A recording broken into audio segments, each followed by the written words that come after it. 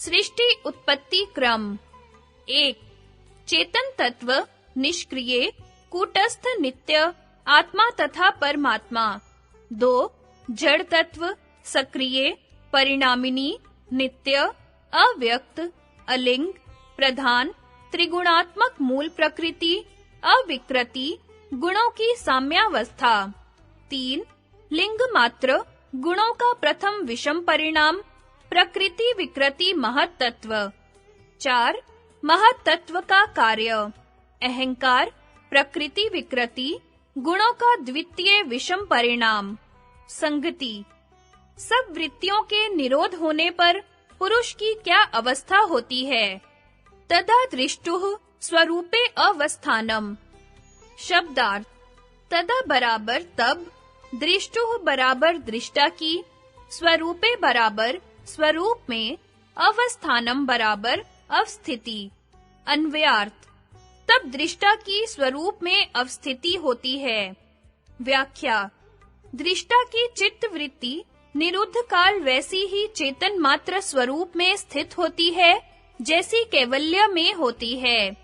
चित्त की व्युत्थान अवस्था में भी पुरुष अपने स्वाभाविक असंग चेतन रूप में स्थित होता है, पर चित्त की उपाधि से चित्त वृत्ति जैसा शांत, घोर और मूढ़ आदि प्रतीत होता है। वृत्ति निरोधावस्था में वृत्तियों के निरोध से पुरुष का निरोध नहीं होता, किंतु चित्त रूप उपाधि की वृत्ति के अभाव से जब औपाधिक शांत, घेरादि रूप का अभाव हो जाता है, तब पुरुष अपने उपाधि रहित रूप में अवस्थित होता है। अभिप्राय यह है कि विवेक ख्याति उत्पन्न होने पर वस्तु आकार में परिणाम से रहित चित्त में कर्तापन का अभिमान निवृत्त हो जाता है। अर्थात मैं करता हूँ, मैं सुखी हूँ, मैं दुखी हूँ इत्यादि अभिमान की निवृत्ति हो जाती है और बुद्धि में वृत्ति रूप परिणाम होना भी रुक जाता है। तब आत्मा की स्वरूप में अवस्थिति होती है। चित्ती शक्ति कूटस्थ नित्य होने से स्वरूप से कभी प्रच्युत नहीं होती है। जैसा निरोध काल में पुरुष का स्वभाव है, वैसा ही व्युत्थान काल में है, किंतु अविवेक से वैसा प्रतीत नहीं होता। जिस प्रकार जब भ्रम से शुक्ति में रजत का भान होता है, तब उस भ्रम काल में उस भ्रम से न सीप का अभाव और न चांदी की ही उत्पत्ति होती है।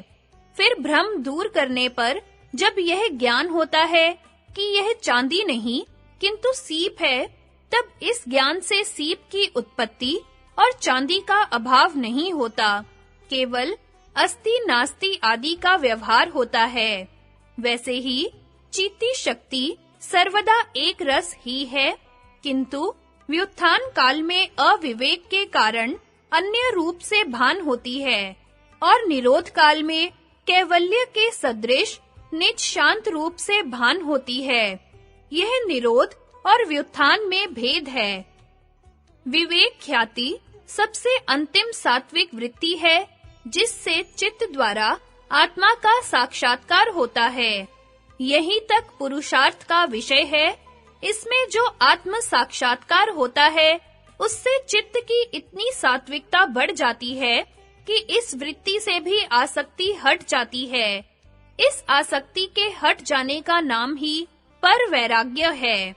तब चित्त में किसी प्रकार की कोई भी वृत्ति न रहने पर दृष्टा की शुद्ध परमात्मा स्वरूप में अवस्थिति होती है। दृष्टा, पुरुष, चित्ती शक्ति, दृक् शक्ति, चेतन, आत्मा एकार्थक शब्द हैं तथा अभ्यास, उपाधि, आरोप, भ्रम एकार्थक हैं। संगति: निरोध से भिन्न व्युत्थान अवस्था में पुरुष का क्या स्वरूप होता है? वृत्ति सारूप्यम मित्रत्र। शब्दार्थ: वृत्ति सारूप्यम बराबर वृत्ति की समान रूपता, इत्रत्र बराबर दूसरी अर्थात निरोध से भिन्न व्युत्थान अवस्था में। अन्वयार्थ: दूसरी अर्थात निरोध से भिन्न व्युत्थान अवस्था में दृष्टा की वृत्तियों के समान रूपता होती है, अर्थात दृष्टा वृत्तियों के समान रूप वाला प्रतीत होता है। व्याख्या। दूसरी अर्थात निरोध से उठने पर व्युत्थान काल में दृष्टावृत्तियों के जो आगे लक्षण सहित कही जाएंगी समान रूप वाला प्रतीत होता है, जैसा पंचशिखाचार्य ने कहा है। एकमेव दर्शनम ख्यातिरेव दर्शनम। एक ही दर्शन है, ख्याति ही दर्शन है। अर्थात पुरुष वैसा ही दिखता है जैसी वृत्ति होती है। इसलिए सुख दुख मोह रूप सत्व गुण वाली रजोगुणी अथवा तमोगुणी जैसी चित्त की वृत्तियां होती हैं। वैसा ही व्यवहार दशा में पुरुष का स्वरूप जाना जाता है। अर्थात यह सुखी है, यह दुखी है, यह मोह में है, ऐसा लोग समझते हैं। जब चित्त एकाग्रता से परिणत होता है, तब चित्ती शक्ति भी उस रूप में प्रतिष्ठित होती है। जब चित्त इंद्रिय वृत्ति के साथ विषयाकार से परिणत होता है, तब पुरुष भी उस वृत्ति के रूपाकार ही जान पड़ता है। अर्थात यद्यपि परमार्थतः पुरुष असंग और निर्लेप है, तथापि अयस्कांत मणि के समान असंयुक्त रहते हुए भी केवल सन्निधि मात्र से उपकारणशील चित्त रूप दृश्य का दृश्यत्व रूप से पुरुष के साथ भोग अपवर्ग संपादनार्थ अनादि स्वस्वामी भाव संबंध है। इसलिए शांत, घोर, मूढ़ाकार वृत्ति विशिष्ट चित्त की सन्निधि से पुरुष अपने को चित्त से भिन्न न जानकर मैं शांत हूँ, मैं दुखी हूँ, मैं मूढ़ हूँ इत्यादि इस प्रकार अपने में चित्त के धर्मों का आरोप कर लेता है। इसी बात को बृहदारण्यक उपनिषद में निम्न शब्दों में दर्शाया है। स समानः संध्यायतीव लेलायतीव। वह आत्मा बुद्धि के समान होकर अर्थात बुद्धि के साथ तादात्म्याध्यास को प्राप्त होकर मानो ध्यान करता है, मानो चलता है, अथवा मलिन दर्पण में प्रतिबिंबित मुख में मलिनता का आरोप करके अविवेकी जन मेरा मुख मलिन है इस प्रकार शोक करता है। वैसे ही पुरुष भी चित्त के उपाधि धर्मों का अपने में आरोप करके मैं सुखी हूँ, मैं दुखी हूँ इत्यादि इस प्रकार भ्रम जाल में फंसकर शोकग्रस्त हो जाता है। यह वृत्ति सारूप्य पद का अर्थ है। यद्यपि पुरुष असंग है, तथापि उसकी चित्त के साथ योग्यता लक्षण सन्निधि है। अर्थात पुरुष में भोक्तृत्व शक्ति और दृष्टत्व शक्ति है और चित्त में दृश्यत्व शक्ति और भोग्यत्व शक्ति है। यही इन दोनों की परस्पर योग्यता है। इस योग्यता लक्षण सन्निधि से ही चित्त सुख दुख मोहाकार रूप परिणाम से भोग्य और दृश्य हुआ स्व कहा जाता है और पुरुष भोक्ता और दृष्टा हुआ स्वामी कहा जाता है। यह जो पुरुष के भोग का हेतु स्वस्वामी भाव संबंध है, यह भी चित्त से ही अपने निज रूप के अविवेक प्रयुक्त है और अविवेक तथा वासना का प्रवाह बीज और अंकुर के सदृश अनादि है। इस प्रकार चित्त वृत्ति विषयक उपभोग में जो चेतन का अनादि सस्वामी भाव संबंध है, वह वृत्ति सारूप्य में कारण है। जैसे जलाशय में जब नाना प्रकार की तरंगे उछलती होती है, तब गगनस्थ चंद्रमंडल का प्रतिबिंब उस जलाशय में स्थिर निज यथार्थ रूप से नहीं भान होता है और जब तरंगे उठना बंद हो जाती हैं, तब स्वच्छ निश्चल रूप से प्रकाशमान होकर चंद्र प्रतिबिंब प्रतीत होता है। वैसे ही जब चित्त की वृत्तियां विषयाकार होने से चंचल रहती हैं, तब चेतन भी चंद्रमंडल की भांति चित्त में प्रतिबिंबित हुआ तदाकार होने से निज रूप में नहीं भासता है। जब चित्त वृत्तियां निरुद्ध हो जाती हैं, तब चंद्रमंडल के सदृश चेतन निज स्थिर रूप में स्थित हो जाता है। यह तीसरे और चौथे सूत्र का फलितार्थ है।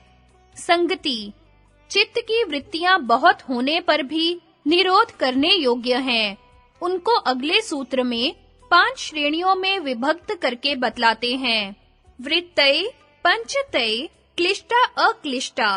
शब्दार्थ: वृत्तय बराबर वृत्तियां, पंचतय बराबर 5 प्रकार, क्लिष्टा बराबर क्लिष्ट, अक्लिष्टा बराबर अक्लिष्ट। अन्वयार्थ: वृत्तियां 5 प्रकार की होती है। क्लिष्ट अर्थात राग द्वेष आदि कलेशों की हेतु और अक्लिष्ट अर्थात राग द्वेष आदि कलेशों की नाश करने वाली। व्याख्या: बाह्य पदार्थ असंख्य होने के कारण उनसे उत्पन्न होने वाली वृत्तियां भी असंख्य है। इन सब का सुगमता से ज्ञान हो सके, इसलिए उन सब निरोधव्य वृत्तियों को 5 श्रेणियों में विभक्त किया गया है, जिनके नाम अगले सूत्र में दिए जाएंगे।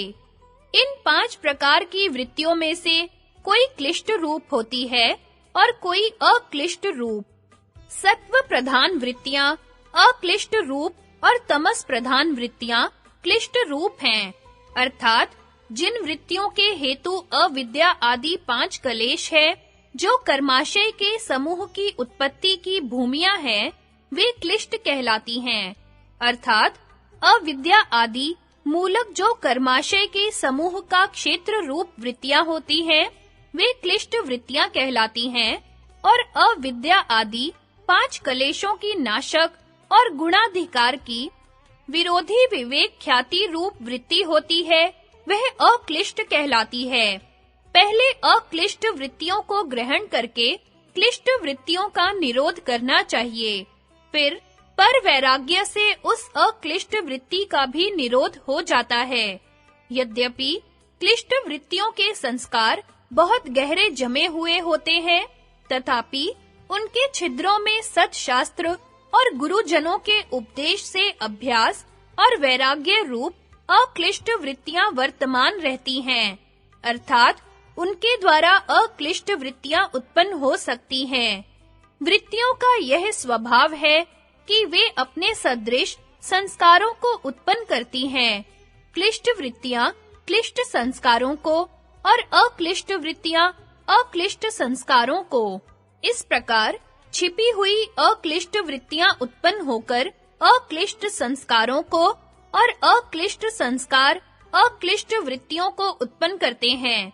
यह चक्र यदि निरंतर चलता रहे तो क्लिष्ट वृत्तियों का निरोध हो जाता है, पर इनके संस्कार सूक्ष्म रूप से अक्लिष्ट वृत्तियों के छिद्रों में बने रहते हैं।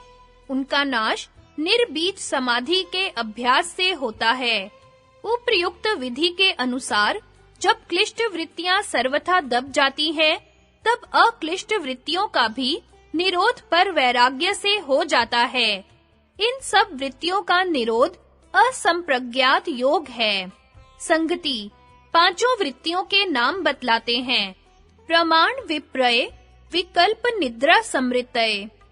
शब्दार्थ: प्रमाण, विप्रय, विकल्प, निद्रा, स्मृति, ये 5 प्रकार की वृत्तियां हैं, जिनका लक्षण अगले सूत्र में बतलाएंगे। संगति प्रमाण वृत्ति के 3 भेद दिखलाते हैं।